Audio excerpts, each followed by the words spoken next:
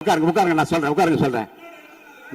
நீங்கள் சொல்ல விரும்புகிற கருத்துக்களை இன்றைக்கு ஏறத்தாழ 11 பேர் பேச இருக்கின்றார்கள். நீங்கள் என்ன சொல்ல விரும்புகிற கருத்து இருங்க. அமைச்சர் இப்போது 110 விதியின் கீழ் விளக்கம் அளிப்பார். இந்த விளக்கத்தில் உங்களுக்குள்ள கருத்துக்களை உங்களுடைய கட்சியின் சார்பில் பேச இருக்கின்றார்கள். பேசுகிறவோ உங்க கருத்தை சொல்ற உரிமை நான் தருகிறேன். இந்த 0 அவர் கிடையாது.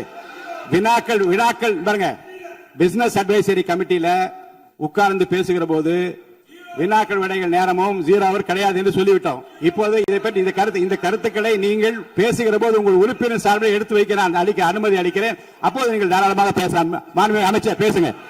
மாண்புமிகு பேரவைத் தலைவர் அவர்களே, திருவள்ளூர் மாவட்டம் ஊத்துக்கோட்டை வட்டம் பெரியபாளையம் அருகே கன்னியர்பேர் கிராமத்தில் 21/6/2026 அன்று saint Peter and Paul sea food exports private limited company என்ற தனியார் கடல் உணவுகளை பதப்படுத்தும் தனியார் தொழிற்சாலையில் ஐஸ் பிளாக்ஸ் ஜெனரேட்டர் மிஷினுக்கு செல்லும் பைப்லைன் வால்வில் எதிர்பாராத விதமாக ஏற்பட்ட விபத்தின் காரணமாக அமோனிய வாயு கசிவு ஏற்பட்டுள்ளது.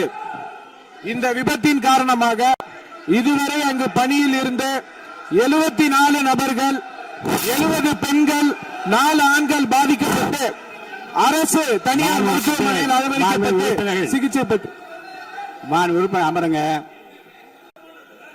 இருங்க, உறுப்பினர் அமருங்க.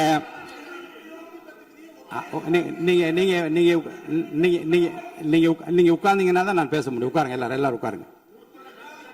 பாருங்க,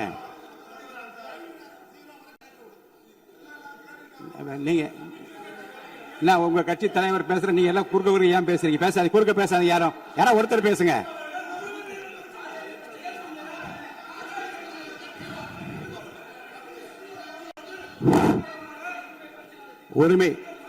உரிமை மீறல் பிரச்சனை இருங்க.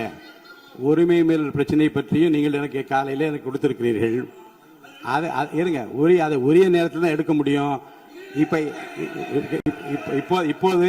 அதை எடுத்துக் கொள்வதற்கு இல்லை. இருங்க, திரும்பவும் சொல்கிறேன், உங்கள் பிரச்சனையை பற்றி முற்றிலுமாக பேசுவதற்கு வாய்ப்பு இல்லை என்று நான் சொன்னால் நீங்கள் கவலைப்படலாம். உங்கள் கட்சியின் சார்பில் பேசுவதற்கு இன்றைக்கு அனுமதி அளிக்கிறேன். அப்ப பேசுகிற போது உரிமையும் பிரச்சனையும் பேசுங்கள், கோரிக்கை பற்றி பேசுங்கள், அமைச்சர் கூறியதுக்கும் பதில் பேசுங்கள்.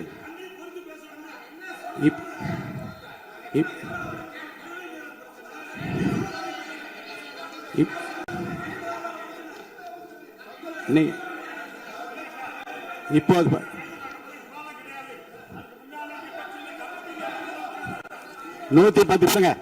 110 விதியின் கீழ் அமைச்சர் 110 விதியின் கீழ் வேறு பிரச்சனை குறித்து அவர் பேசுகிறாரு. நீங்க அதை கேட்டுவிட்டு உங்க பிரச்சனை பற்றி நான் பதில் சொல்றேன். அது வரைக்கும் அமைதியா உட்காருங்க. பேசுங்க.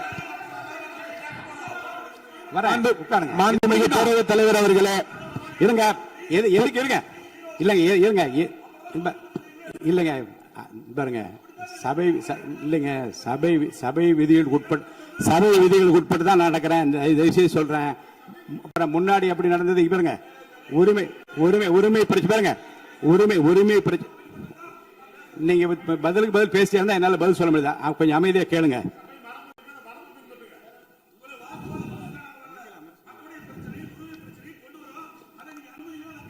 அந்த அனுமதி 110 விதியின் கீழ் இந்த சம்பவத்துக்கு இல்லைங்க சார். இருங்க, நான் என்ன சொல்றேன், நான் சொன்ன பிறகு அமைச்சர் தான் நீங்க அந்த 110 விதி பேசுவார். நீங்க உட்காருங்க, உரிய நேரத்தை அதை பற்றி அனுப்புங்க.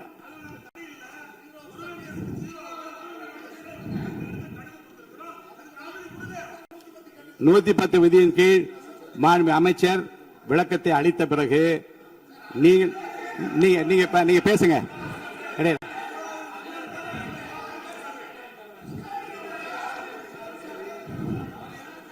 எல்லாம் ஒண்ணுதான்.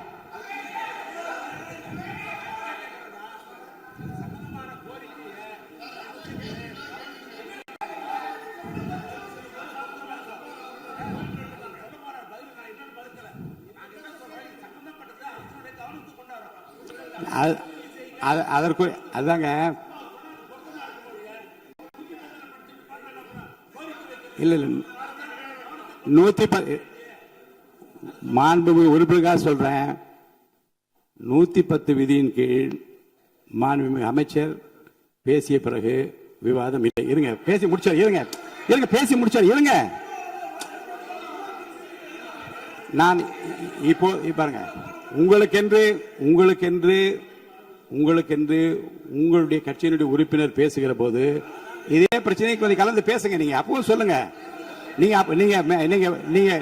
நீங்க உரிமை மேல் ஒரு மேகதாது பிரச்சனை இருங்க சொல்லி முடிச்சிடுறேன். மேகதாது பிரச்சனை பற்றி உரிமை மீறல் கொடுத்திருக்கிற அந்த விவாதத்தை நீங்கள் உங்களுக்கென்று பேச இருக்கின்ற உறுப்பினர் பேசுகிற போது நீங்க அந்த பிரச்சனையை சொல்லலாம். அதற்குரிய பதில் நான் சொல்றேன். அது உரிமை பிரச்சனையாக ஏற்றுக்கொள்ள முடியாத மாண்புமிகு அமைச்சர், நீங்க பதில் சொல்லுங்க.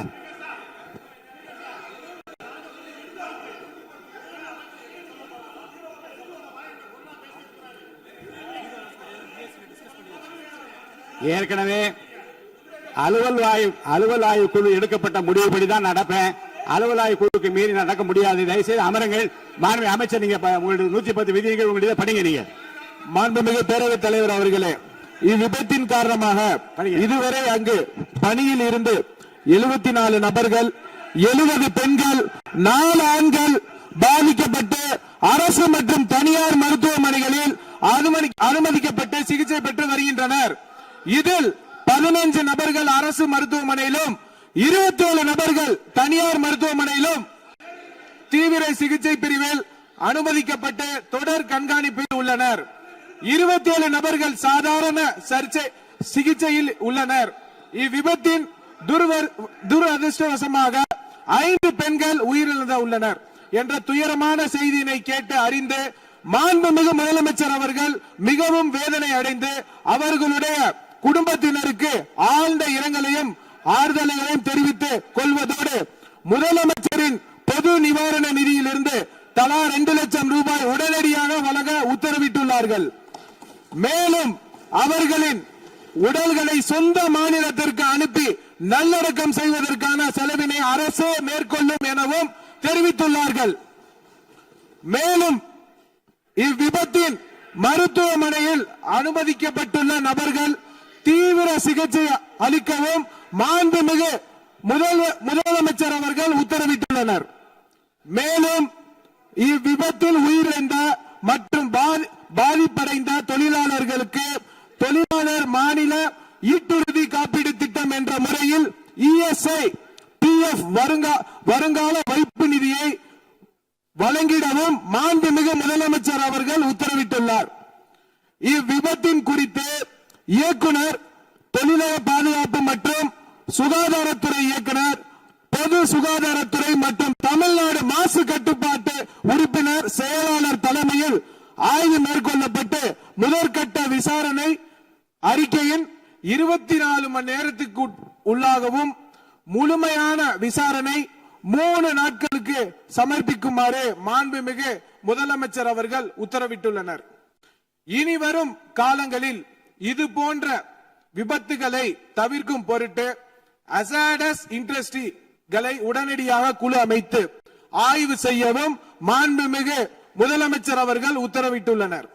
அதன் அடிப்படையில் உடனடியாக நடவடிக்கை மேற்கொள்ளப்படும் என மாண்புமிகு பேரவைத் தலைவர் வாயிலாக தெரிவித்துக் கொண்டு மொத்தம் 54,957 தொழிற்சாலை உள்ளன. இதில் தொழிலாளர்கள் 27,65,313 தொழிலாளர்கள் உள்ளனர். இதில் அபாயகரமான தொழிற்சாலைகள் 6,669 உள்ளனர். இனிவரும் காலங்களில் தமிழ்நாடு முழுவதிலும் உள்ள அனைத்து தொழிற்சாலைகளிலும் இதுபோல் நடக்காமல் இருக்க அனைத்து விதமான நடவடிக்கையும் மேற்கொள்ளப்பட்டு சட்ட ரீதியாக நடவடிக்கை மேற்கொள்ளப்படும் என்பதை பேரவைத் தலைவர் வாயிலாக தெரிவித்துக் கொண்டு விடைபெறுகிறேன். நன்றி. அளிக்கிறேன். கொஞ்சம் அமைதியா உட்கார்ந்தீங்கன்னா இருங்க.